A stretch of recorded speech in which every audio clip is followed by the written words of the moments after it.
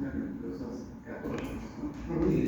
Pero durante el virreinato, ¿cuáles fueron las primeras y digamos cuál es la mayor difusión del evangelio durante el virreinato?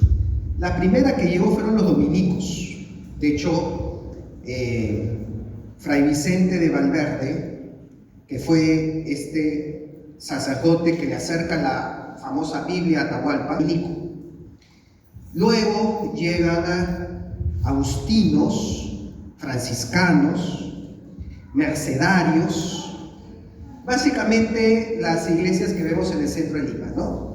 La iglesia de los dominicos, Santo Domingo, la iglesia de San Francisco, franciscanos, la iglesia de los agustinos, la iglesia de la Merced, mercedarios, y de las últimas congregaciones fueron los jesuitas. Pero siendo de las últimas, fueron tal vez de las más importantes. ¿Por qué? Porque fueron los jesuitas los que más entraron a entender esta cosmovisión andina. De hecho, ellos eran los formadores de los curacas y de los hijos de los curacas, porque el colegio para indios nobles de Cusco era jesuita, el colegio San Francisco de Borja, y más aún, aquí ha pasado algo desapercibido, pero voy a aprovechar esta pregunta para profundizar. Cuando nosotros vemos el cuadro de las alianzas, de los matrimonios de la princesa Inca, vemos que se casan con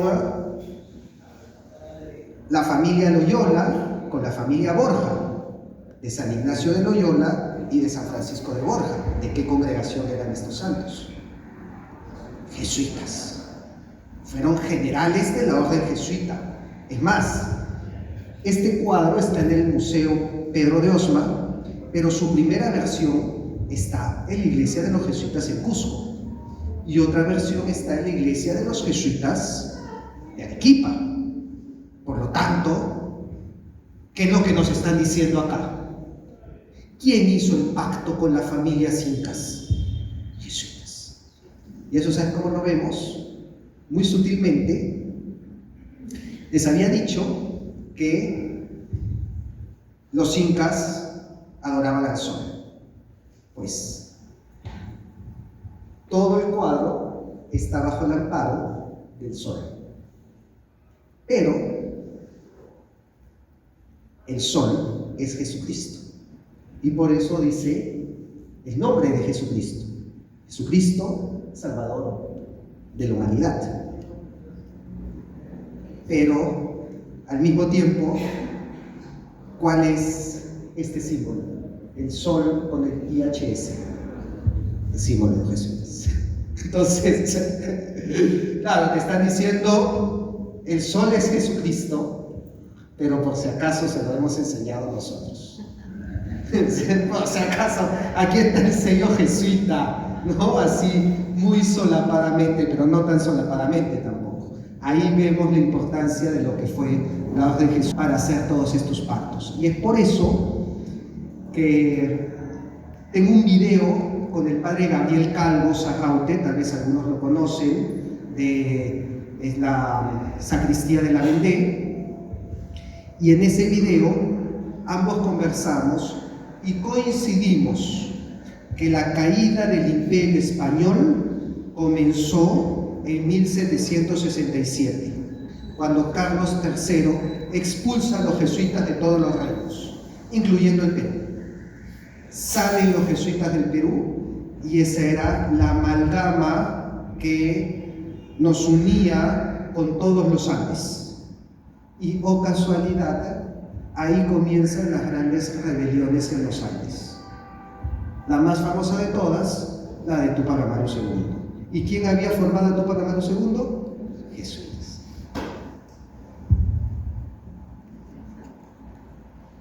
No sé si hay alguna otra pregunta. Gracias por la exposición tan interesante. Por lo que hemos escuchado, había un concepto monoteísta en los incas. No me atrevería tanto. suele atribuir un monoteísmo a los incas, pero tampoco un politeísmo.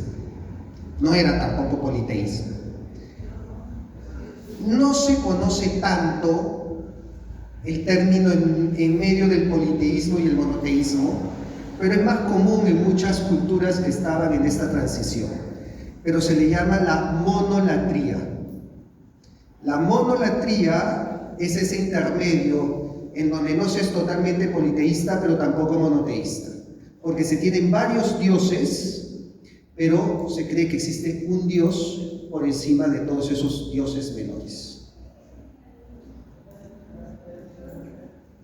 ¿En qué momento de la historia de la independencia hace que tengamos ese olvido, ¿no? Cuando yo tenía terminado hace buen tiempo el colegio, pero o sea, ya llegamos a un punto en el estudio de los incas donde Sí. pareciera, ¿no?, que ya le cortaban la cabeza, ¿no?, al último inca y ya los españoles nos invadieron, ¿no?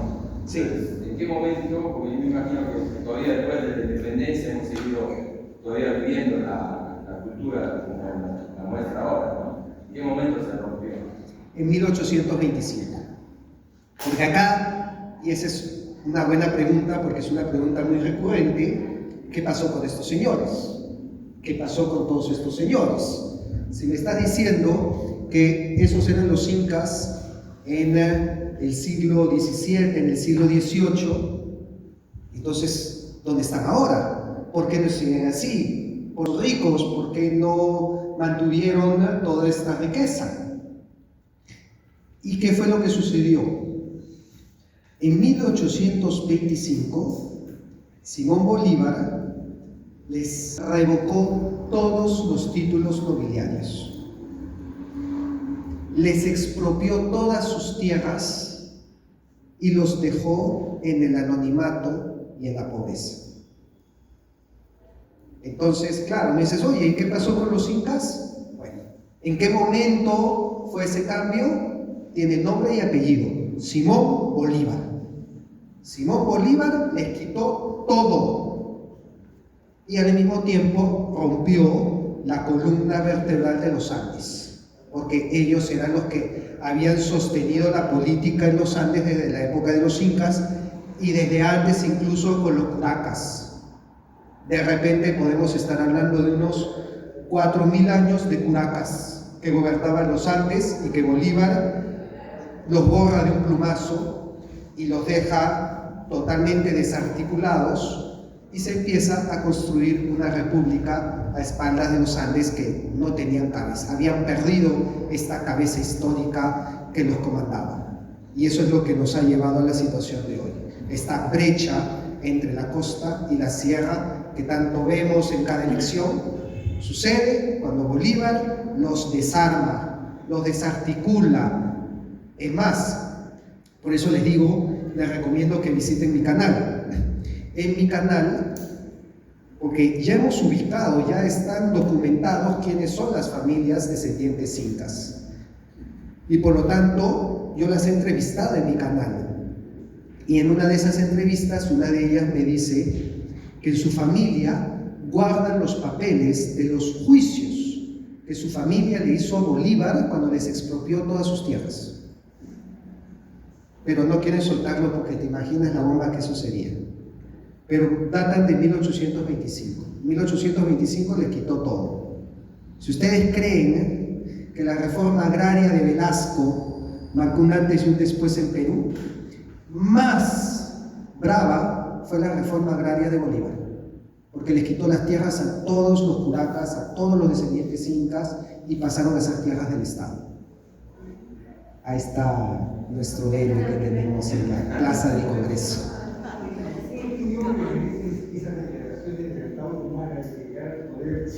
Haría una iglesia tahuantinsuyana. Es un tema que también he abordado en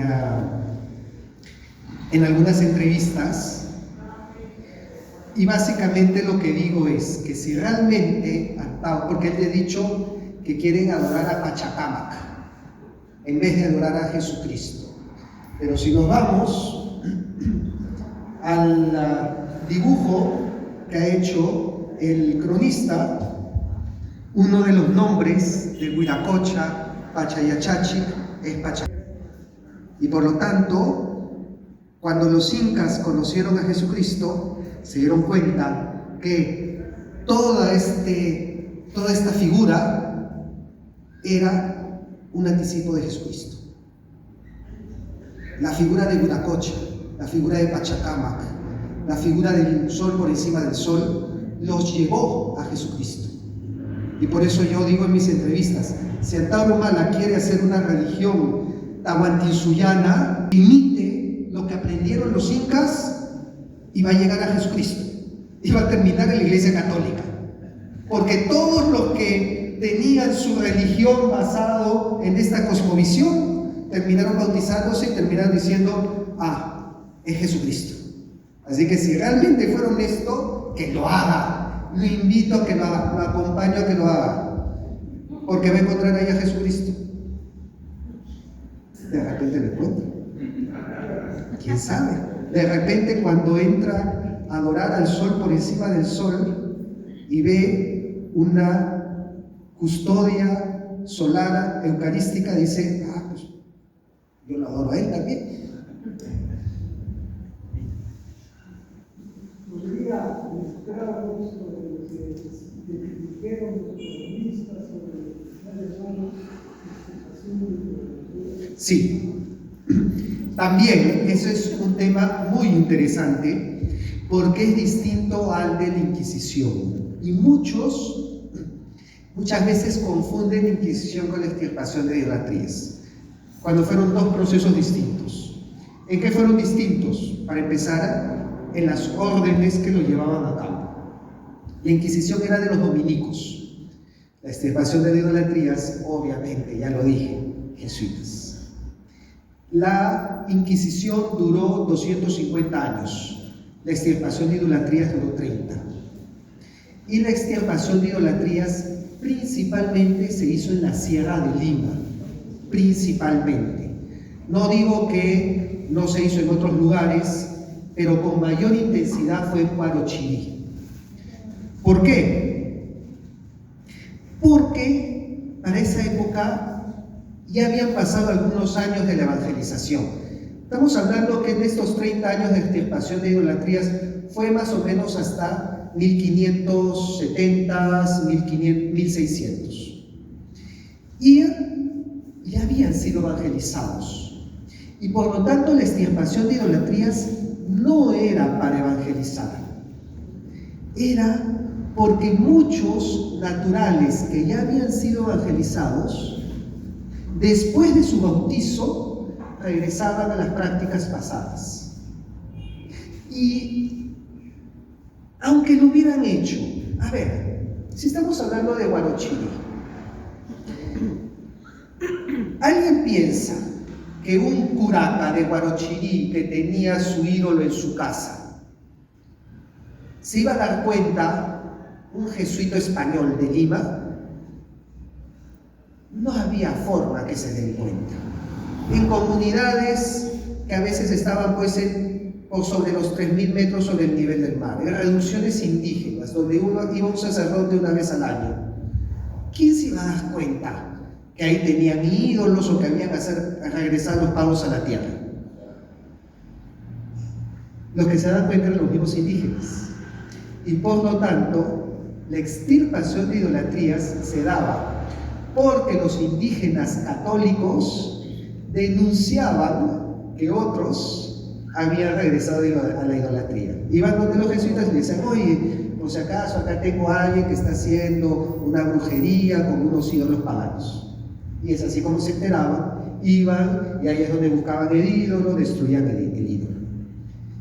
Según los artículos que cito también el proceso en mi libro, el proceso de extirpación de idolatrías, en los artículos se dice que nunca se hubiera podido hacer si no hubiera existido este campanazo de los propios indígenas que denunciaban la vuelta al paganismo de algunos de sus compañeros. Esto ya no lo dicen los artículos, yo lo pienso muy personalmente. No me sorprendería que era algún lío entre familias, porque eso también lo vemos que es muy común en el Perú, ¿no? no me cae mi vecino, ¿cómo lo friego? Ah, ya, voy a llamar al cura y voy a decir que está adorando un ídolo en su casa. Anda, rompe de ahí la casa. No me sorprendería que haya muchas de esas rencillas para que se den estas denuncias, para que se den los procesos de extirpación de idolatrías. Pero, por si acaso, profundizo también sobre otros procesos, por ejemplo el Takion la Inquisición, la extirpación de idolatrías, las desarrollo más también dentro de algunos capítulos de mi libro. ¿Sí? ¿Cómo? Dígame.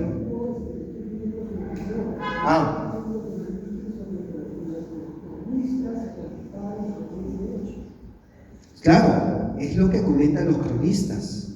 Denuncias de los mismos indígenas que decían que vayan los sacerdotes a poner orden porque habían algunos de su comunidad que estaban regresando al paganismo. Ahora, obviamente, iba el extirpador de idolatrías con un machete en la mano, no tanto contra la persona, contra los ídolos.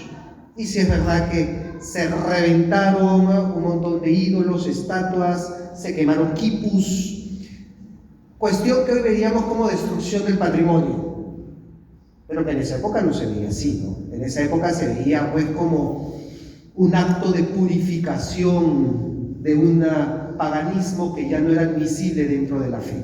Solamente digo que, si bien es verdad que fue abusivo, que se destruyó patrimonio, que se actuó con violencia, porque la extirpación de idolatrías no tocaban la puerta a pedir por favor, entraban a decir, acá vamos a reventar y quemar todo lo que no encuentre. Si bien existió el uso de esa violencia, no fue únicamente, como se nos cuenta, del lado de los españoles. Los españoles nunca hubieran podido actuar si no hubieran tenido la colaboración de los indígenas que pedían que lleguen los españoles a quemar ídolos.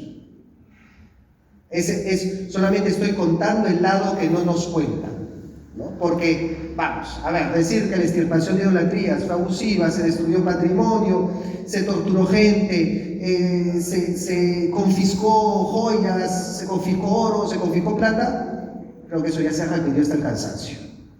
Pero es verdad, nadie lo niega, sucedió así.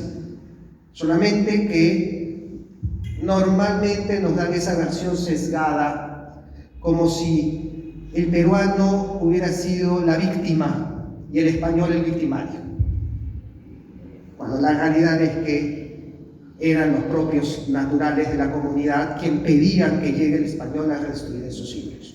Ahora, que lo hayan hecho por algún tipo de interés propio, no porque eran muy devotos, sino porque decían, quiero fregarlo al otro, muy posiblemente también, ¿no? Siempre en el Perú hemos tenido ese tipo de rencillas en las comunidades. Y no sé si con eso ya está contestada la pregunta. Gracias.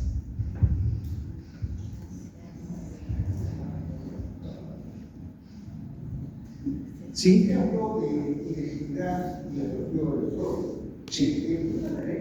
En Perú, ¿cómo usted lo ¿Cuál es la identidad peruana, no? Claro, ¿cuál es la identidad del Perú? El Perú es difícil definir una identidad, porque en el Perú ni siquiera podemos definir de manera consensuada cuándo comienza el Perú. Y por lo tanto, ¿desde cuándo podemos hablar de peruanos? Por ejemplo, vamos a hacer el ejercicio. Si yo les pregunto en qué momento comienza el Perú, ¿qué fecha colocaría?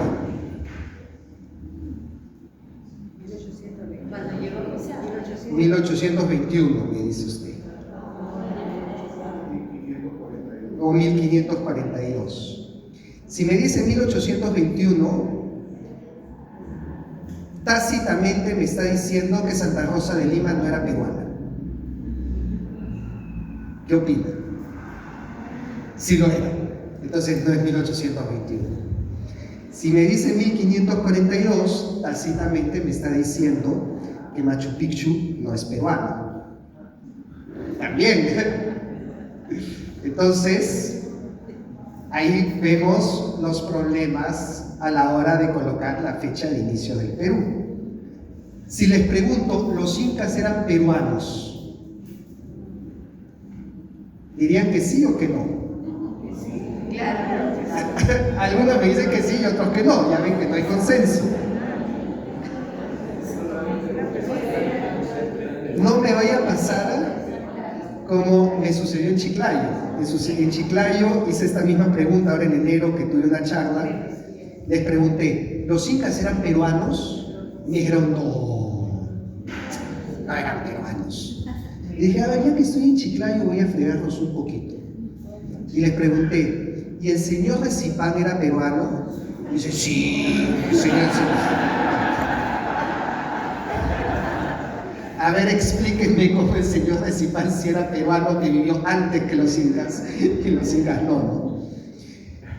Era la cultura peruana, señor de Zipán. ¿Cómo? Era la cultura peruana, la Lambayeque, señor de Zipán. ¿La cultura lambayeque era peruana?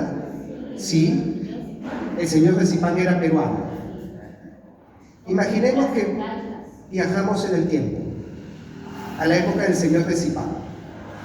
Si le preguntamos, ¿tú eres peruano? ¿Ven? ¿Va a decir que sí?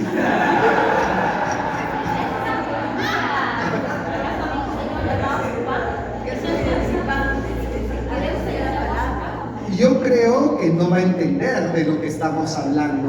Los incas son los que hicieron las culturas, no el señor de Zipán. Ya, y si regresamos a la época de Pachacútec y le preguntamos a Pachacútec, ¿tú te sientes peruano? ¿Qué me va a decir? No existía la palabra. Debe decir Manacanchu. Estoy hablando antes del virreinato del Perú. Los incas. Pero ellos sabían lo que era el Perú. Manco Cápac sabía lo que era el Perú. Cuando Manco Cápac y Mama Ocllo salieron del lago Titicaca, había un mapa que decía, esto es el Perú. Sabían lo que era el Perú. Ya, más fácil. ¿Cuándo es la primera vez que se utiliza la palabra Perú? ¿Cuándo fue fundado el Perú? Hace 100 años, más de 100 años. A ver, la primera vez que se usó la palabra Perú fue en 1526 por Pascual de Andagodia. Antes no hay ningún registro de que exista la palabra Perú. Y por lo tanto, Pachacútec, que es de 1400, y Manco Cápac, que es de 1100, no conocían la palabra Perú. Está diciendo el reino del Perú. Pero por eso, 1542, se fundan los reinos del Perú. Y la primera vez que encontramos escrita la palabra Perú es 1526. Bueno, ya venga. Suyo no fue del Perú. Una cosa es Tahuantinsuyo. Pero dentro de todo estaban los incas. Sí, estaban los incas. ¿Y sabían lo que era el Perú? No, sino que pusieron los incas en Perú. Pero eso vino después. Entonces, por eso, ya ven qué difícil es ponernos de acuerdo. Cusco fue de los incas. Pero ya ven lo difícil que fue ponernos de acuerdo en qué momento hablamos de Perú y en qué momento hay una identidad peruana. ¿Por qué? Porque cuando yo pregunto, si viajara a la época de Pachacútec y le pregunto si se siente peruano, estoy preguntando por la identidad. La identidad significa sentirme peruano. No puede existir identidad peruana si yo no me siento peruano. Entonces, es por eso que precisamente ahí vemos la dificultad de formar una identidad peruana. Porque si alguien se siente más inca, o más quechua, o más aymara, o más huanca, no se va a sentir peruano. La respuesta a esa pregunta la dio José Antonio del Busto en un artículo que se llama 3 artículos peruanistas, y que nos dice: el Perú es patria, nación y Estado. ¿Qué significa patria? Viene de pater, y por lo tanto la patria es el lugar de nuestros padres. Donde están enterrados nuestros padres, nuestros antepasados, esa es nuestra patria. Y por lo tanto, ¿cuándo comienza el Perú como patria? Desde que llega el primer ser humano y pisa el Perú, ya es parte de la patria peruana. Y ahí le contesto a la señora: Manco Cápac, Pachacútec, el señor Recipán y el lago Titicaca pertenecen al Perú como patria, porque la patria es donde están nuestros padres. Pero no había una identidad peruana. Y acá viene la pregunta: ¿quién fue el primero en escribir sobre una identidad peruana? Garcilaso de la Vega. Muy bien. El Inca Garcilaso de la Vega, en los comentarios reales del Inca, le dedica los comentarios, y fíjense qué bonito los dedica, a los indios mestizos y criollos de estas riquísimas provincias del Imperio del Perú. Tremendo, ¿eh? Su compatriota y paisano, el Inca Garcilaso de la Vega. Entonces, ¿a quién llama compatriota y paisano? ¿A los incas? ¿A los indígenas? Que muchas veces dicen eso, ¿no? Ah, el verdadero peruano es el indígena. Y Garcilaso no dice eso. Dice a los indios, mestizos y criollos. Los 3 son sus paisanos y compatriotas. Y por lo tanto ahí ya está hablando de una identidad peruana, sentirse peruano. Y por eso el Perú como nación, ya con una identidad, no como tierra de nuestros padres, sino como identidad peruana, tiene 500 años. Y por lo tanto, si queremos formar una identidad peruana, tenemos que tomar en cuenta esto. Tenemos que tomar en cuenta que compartimos esta patria geográfica por el lugar donde reposan nuestros ancestros desde la época del hombre de Toquepala y Lauricocha, y que involucra a los huaylas, a los huancas, a los huari, a los incas, a los chavín, a los tiahuanaco, etc. Pero que como nación e identidad peruana surge hace 500 años, cuando ya llega el nombre del Perú y nos comenzamos a sentir peruanos. El día que comencemos a entender esto, podemos hablar de la identidad del Perú. Lamentablemente, en este pequeño ejercicio ya hemos visto qué difícil es. O sea que no sería, deberíamos estudiar la historia como uno solo, o sea, no como la independencia, como un corte en sí, como si hubiese nacido algo nuevo, ¿no? Así es. Si hubiésemos votado al invasor, nos hubiésemos quedado íntegramente nosotros, sino como una correlación de sucesos, nada más. Sí, tal cual.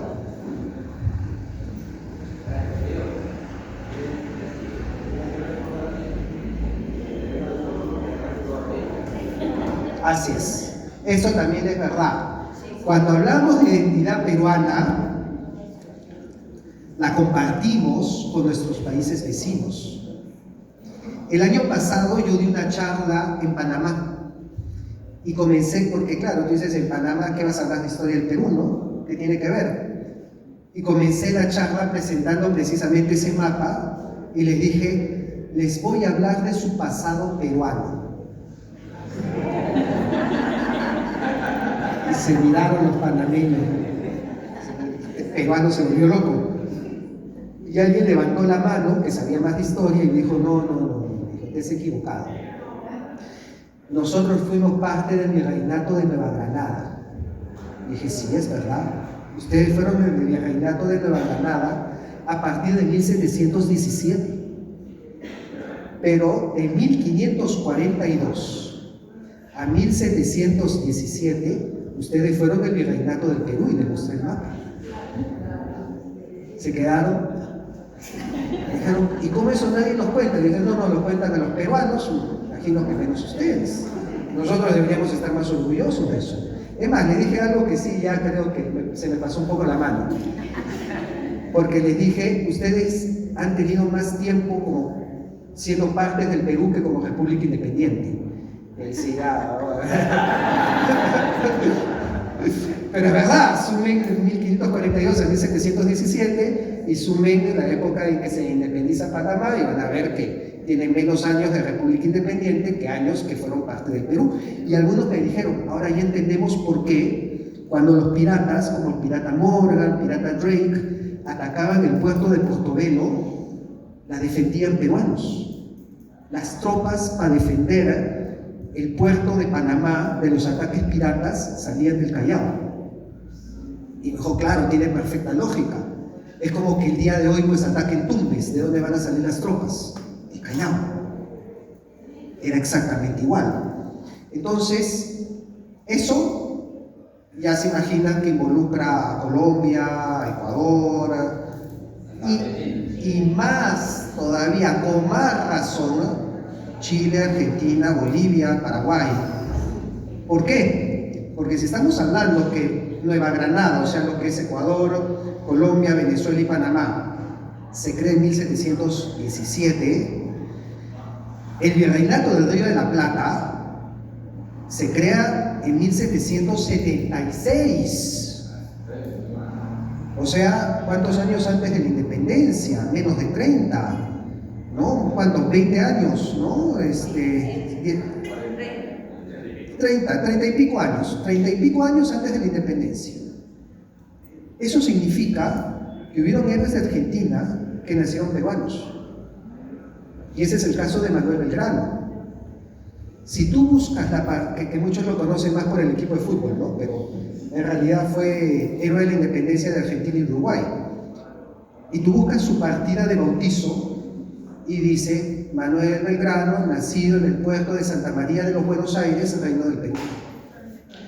Porque si tú nacías en Buenos Aires, si tú nacías en La Paz, si tú nacías en Santiago, si tú nacías en Quito, si tú nacías en Bogotá, si tú nacías en Panamá, nacías en el Perú. Eso era el Perú. Entonces, esa identidad, claro, ojo, no estoy hablando, hay que recuperarla. Claro, ahí está Tauro, bien, sale, ¿no? Claro, ahora ya no quiere entrar a Chile, ahora quiere ir a Panamá, ¿no? Que ni se entere, de repente quiere reconquistar Panamá, ¿no? No, pues no estoy hablando de algo político, estoy hablando de algo cultural, que se reconozcan en su historia que han tenido raíces peruanas y que compartimos una historia peruana entre todos estos países. Creo que nos ayudaría a bajarle muchas veces el tono a tantas disputas que tenemos con países hermanos. Y eso, hay un artículo muy interesante de un periodista argentino que se llama Patricio Lons. Él escribió un artículo que se llama La peruanidad de Argentina, que habla precisamente de eso, que dice: parte de la estrecha unión que hay entre Argentina y el Perú es porque fuimos el Perú. Y claro, muchos me dicen, no, que fue porque los ayudamos en las Malvinas. Es verdad, los argentinos nos quieren mucho porque los ayudamos en las Malvinas. Es más, no sé si ustedes saben, pero el único himno que no se silba en Buenos Aires es el del Perú. Cuando cualquier otro país va a jugar, le silban el himno, menos en el Perú, porque dicen el himno del Perú no se silba, porque nos ayudaron en las Malvinas. Pero ustedes saben por qué el Perú ayudó a Argentina en la guerra de las Malvinas. Por las islas. Claro, por las islas. ¿Por qué? ¿Por qué los ayudamos? Porque somos sonsos, porque ayudamos a medio mundo, porque éramos buenos, porque nos gusta comprar los pleitos ajenos. Sí, pero había una razón más importante. Cuando era la frontera. Somos paternalistas. Porque somos, o sea, claro, todo eso es parte de el haber sido la gallina que acogió a todos bajo sus alas, ¿no? Pero específicamente en ese conflicto, cuando el gobierno de Argentina presenta ante el Tribunal de La Haya el reclamo de que las Malvinas eran argentinas y no inglesas, obviamente lo tienes que hacer con documentos históricos, ¿no? Tú no puedes decir, nosotros no podemos decir, pero la isla de Pascua es peruana, ¿no? No, tienes que tener algún documento histórico que date desde esa época que acredite que. Entonces, el gobierno de Argentina busca los documentos históricos de que las Malvinas eran parte de Argentina. Adivinen dónde estaban esos documentos. En la Cancillería de Lima. Entonces, era como ayudarnos a nosotros mismos. Ahí vemos ese pasado compartido que hablamos. Muy bien, no sé si hay alguna pregunta adicional. A ver, las tres últimas.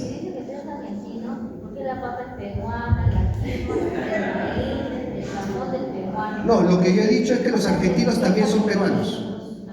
Habrá venido de visita a los argentinos, pero los No, era Perú.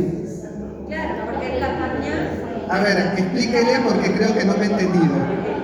los incas tenían un imperio súper grande de Nahuatl, y el Capañá llegaba desde Panamá hasta... A ver, atrás también preguntaron.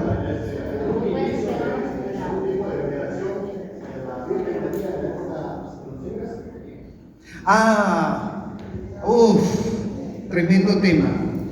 Ese es un tema que desmiento en mi libro. ¿Por qué? Porque la pregunta es si había veneración a la Virgen María en tiempo de los incas. Claro, muchos van a decir, no, obviamente que no, pero yo sé por dónde va la pregunta. Porque el día de hoy, más de un guía me ha dicho que la Virgen María en realidad es la Pachamama. ¿No? Que los incas cambiaron el culto, los españoles cambiaron el culto de la Pachamama por el culto a la Virgen María. Y utilizan argumentos muy vagos, muy tontos. Uno de los grandes argumentos que he visto, que también lo menciono en el libro, es que dibujan a la Virgen María como un cerro, ¿no? Eso, por ejemplo, me lo dijeron en la Catedral de Cusco, porque hay una imagen de la Virgen, de la Virgen María, y sí, pues está con un manto y parece un cerro. Y el guía, no, sí, mira, la Virgen tiene forma de cerro, y eso significa que ocultaron a la Pachamama en la figura de la Virgen María. Esa figura es de la Virgen de la Almudena. Y yo le dije al guía, ¿tú has visto las fotos de la Virgen de la Almudena? Y le busqué fotos de la Virgen de la Almudena, y eran tal como estaba en el cuadro. Tú te vas a ver a las vírgenes de España, y sus mantos tienen esa forma triangular. Y vamos, la Virgen de la Almudena es de 1300. No tenía nada que ver con los incas, pero tenía el manto. Y claro, cuando venía la imagen, simplemente la copiaban tal como era el original. Entonces, no le he encontrado sustento a ese argumento que dice, como dibujan a la Virgen con un manto triangular, entonces están ocultando a la Pachamama en la figura de la Virgen. ¿Por qué? Porque si te vas a España y ves a la Virgen de la Almudena, a la Virgen de los Desamparados, a la Virgen de Guadalupe, por si acaso saben que en Tenerife hay una Virgen de Guadalupe que está, bueno, dicen que el nombre inspira a la mexicana, pero está vestida con el mismo manto con forma de triángulo que parece un cerro. Así se les dibujaban en España, así las representaban en España. No, esa no es una representación andina. Entonces, no he visto más argumentos para sustentar que de alguna manera la Virgen era una forma solapada o una forma camuflada de adorar a la Pachamama. Y es más, lo que he visto, y le voy a contar una historia muy curiosa, justamente sobre este argumento, que me la contó un chileno, que se llama Marcelo de la Puebla, músico él, vive en España el día de hoy, pero él tuvo sus orígenes comunistas, él era comunista hasta los huesos. Su padre era del partido de Allende, Y cuando él era niño, lo llevaba al partido para que lo eduquen con la ideología comunista. O sea, el tipo era pues rojo intenso. Ya se imaginan que cuando vino Pinochet, con más ganas era rojo, pues, ¿no? O sea, le entró toda la rebeldía adolescente y se volvió más fundamentalista. Pero obviamente Pinochet lo iba a lanzar al Océano Pacífico. Entonces vino al Perú. Y él me contó, porque cuando yo lo conocí en Sevilla, él me dijo, tú eres peruano, me dijo, a mí me convirtieron en el Perú. O sea, ¿sí? ¿Cómo? Y precisamente me contó, yo era comunista, recalcitrante, y yo estaba a favor del pueblo. Entonces, cuando vino al Perú, lo primero que hizo fue irse a la sierra. Porque como él es músico, a tocar guitarra por la sierra para estar con el pueblo. Pero él tenía un problema, que es hijo de chileno con Noruega. Blanco, nórdico, pelirrojo. Entonces ya te imaginas que en la sierra pues era un punto gringo en medio de la procesión. Y todos lo miraban y encima con el acento chileno, que era, ay, mira, pues, a conocer el pueblo peruano. Ya caía pesado, ya, ¿no? Y entonces él no encontraba forma de mimetizarse con el pueblo, de que sea aceptado en la comunidad. Y él me contó que cuando fue la fiesta patronal de la Virgen del Pueblo, él dijo, yo voy a aplicar lo que me han enseñado en el partido. Entonces se acercó a uno de los que estaba en la procesión y les dijo, todavía como chileno, tú sabes que realmente la que está ahí es la Pachamama. A ver, ¿puedo repetir los agravios que le dijo el cargador de la Virgen cuando escuchó? Sí. Le dijo, oye, chileno, concha tu madre. Disculpen el francés. Pero tú vienes a insultar a nuestra madre. Oye, y el tipo se comenzó, y claro, cuando comenzó a enardecerse, los demás, ¿qué ha pasado? ¿Qué ha pasado? No, que roto chileno, dijo, ha llamado a nuestra madre, a la Pachamama. Caraca. Oye, iban la gente, el chileno vio que ya estaban armando la yunza, ¿no? Él se vio como sacrificio ya a la Pachamama. Entonces, lo primero que se le ocurrió en ese momento, me dicen como un instinto de sobrevivencia, para salvar la vida, fue tocar la guitarra y comenzar a cantar el himno del Perú. Comenzó, somos libres, peruanos, no siempre. Y ahí, ya como que la gente, ¿verdad? Y lo agarraron de punto, ya te imaginas, de ahí hasta que se fue, era el chileno Pachamamerto. Y, este es el chileno Pachamamerto, lo curaron. A punta de bullying, lo curaron. Y él me dice, yo me di cuenta en un pueblito perdido de los Andes, que toda esa teoría que me habían enseñado de la Pachamama no tenía ni pies ni cabeza. Porque esos no eran burgueses, esos no eran capitalistas, esos eran el pueblo devoto de la Virgen. Claro, cuando tú te vas al interior del Perú y tú les dices a quién estás cargando o a quién le estás rezando, no te van a decir a la Pachamama. Dicen, estoy rezando a Mamita Asunta, ¿no? La famosa Virgen de la Asunción, a la Mamacha Belén, a la Mamacha del Carmen. No te dicen, no, en verdad es la Pachamama. No, y ni se les puede decir eso, porque son devotos de la Virgen. Entonces, yo también ahí con esas cosas ya me comencé a dar cuenta que esas teorías que dicen, no, que la Virgen María en realidad es la Pachamama, que la dice cualquiera menos un verdadero católico que está cargando a la Virgen en su toalla. Te la dirán pues los sociólogos de la Universidad Católica que no salen de su escritorio. Pero esas son sus teorías que a la hora que he entrado a buscar evidencia, no he encontrado ningún tipo de evidencia, más allá de querer decirnos que el catolicismo es pues una pantalla de otro tipo de fe. Y creo que acá, sí, la vi. Yo creo que es un gusto gracias por la reflexión. Tengo una duda. ¿En qué momento nos empiezan a contar solamente una parte de la historia de español malo, religión mala, y dejamos todo lo que, por lo que estoy escuchando, pues al contrario? Sí, claro. Oye, ¿por qué no nos cuentan esto, no? ¿En qué momento cambió?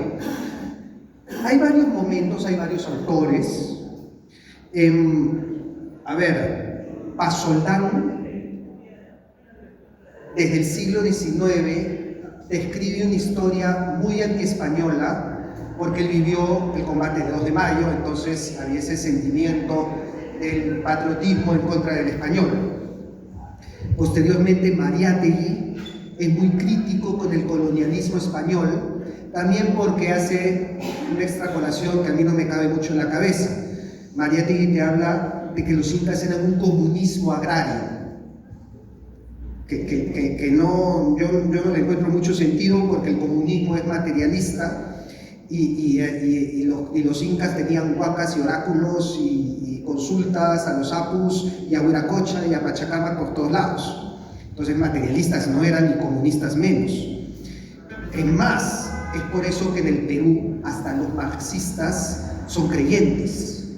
Eso también se van a dar cuenta en los Andes, ¿no? Cuando van a la procesión de la Virgen que les estaba hablando, el que encabeza la procesión es el alcalde, y el alcalde es marxista, pero está ahí en la procesión de la Virgen. Tengo una amiga que es huancaína y es descendiente de los Hatun Sausas, de los curacas de Jauja, y ella me decía que su abuelo era comunista recalcitrante, 2 veces senador de la República, y que todas las mañanas le rezaba a San Miguel Arcángel. ¿Qué le rezaba a San Miguel Arcángel? Para que le quite la tontería comunista de la cabeza, decía yo.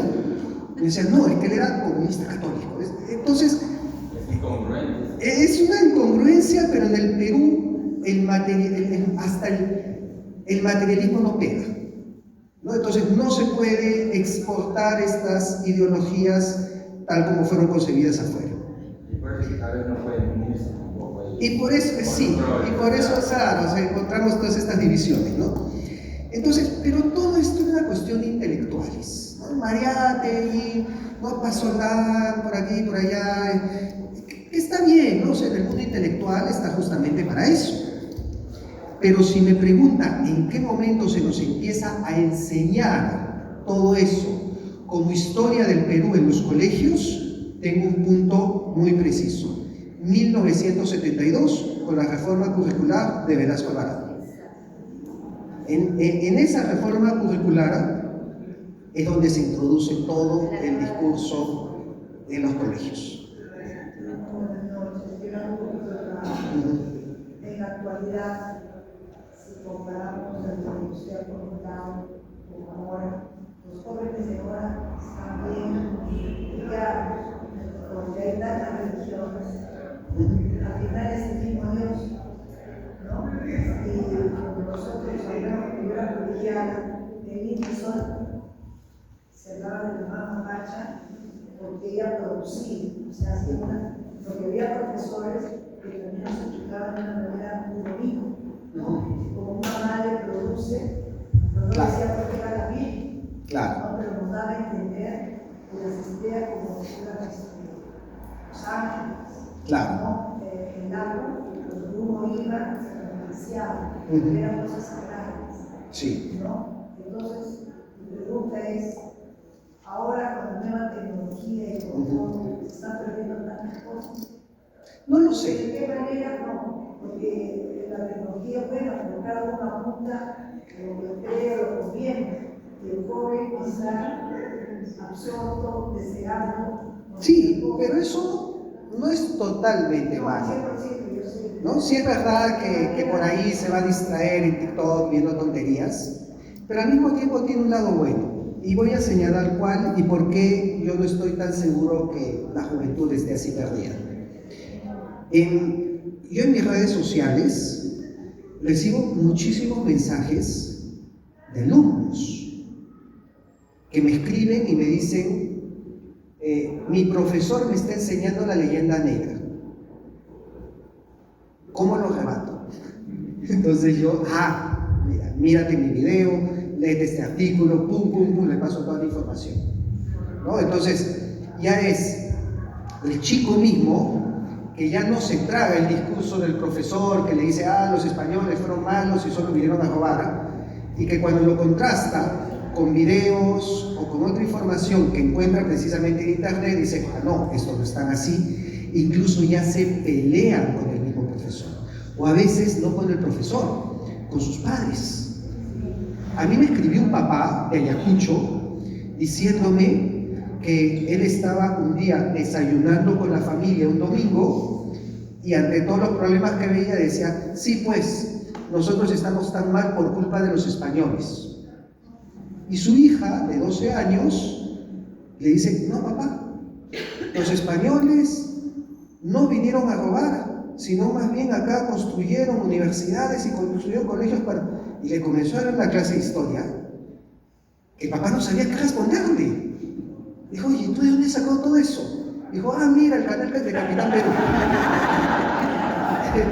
Y ahí me escribió el papá y me dice, oye, ¿qué has hecho con mi hija? Que me está dando argumentos que yo no le puedo rebatir. Le dice, bueno, qué bueno que tu hija te esté evangelizando porque sabe más que tú. Y he encontrado jóvenes que gracias a la tecnología, a los videos, a las redes sociales, a la inteligencia artificial, investigan y saben más que sus padres o sus profesores y contrastan información y en muchos casos hasta les rebaten y dicen, no, eso que tú dices no es así, mira esto otro.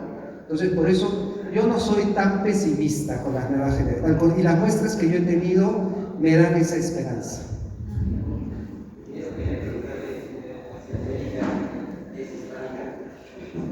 ¿Qué idioma estamos hablando? Lo que pasa es que el día de hoy se confunde ser hispano con ser español. Por eso cuando yo publiqué mi libro, Los Incas Hispanos, muchos no lo entendían. Me decían, ¿pero qué? ¿Eran incas que nacieron en España? Pero si no había incas en España. Me decían,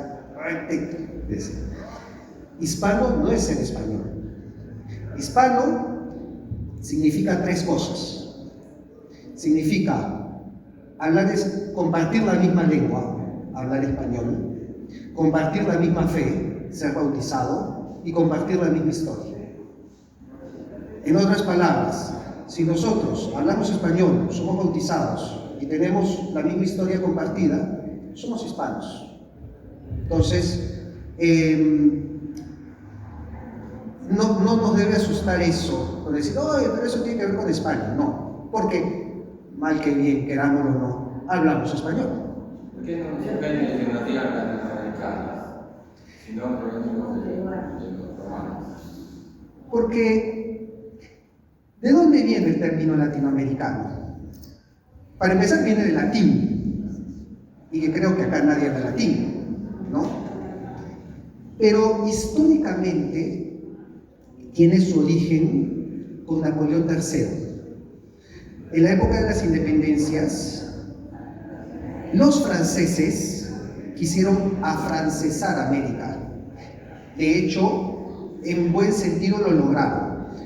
No sé si se han dado cuenta, pero la arquitectura del siglo XIX e inicios del siglo XX limeña es arquitectura francesada. Para empezar con Palacio de Gobierno.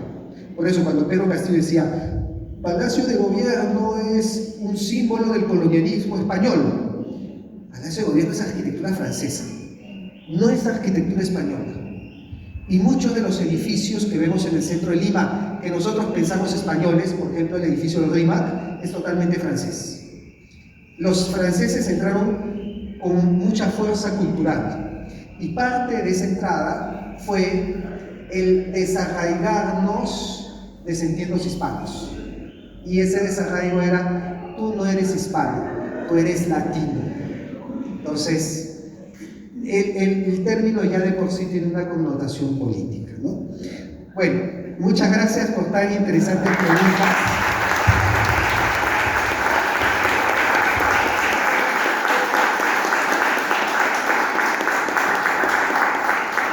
Voy a quedarme acá todavía unos minutos. Los que deseen adquirir un libro, pues, o un cómic, también he traído cómics, los estaré esperando porque salen con su firma. Gracias. ¿Cuánto está? 60 soles.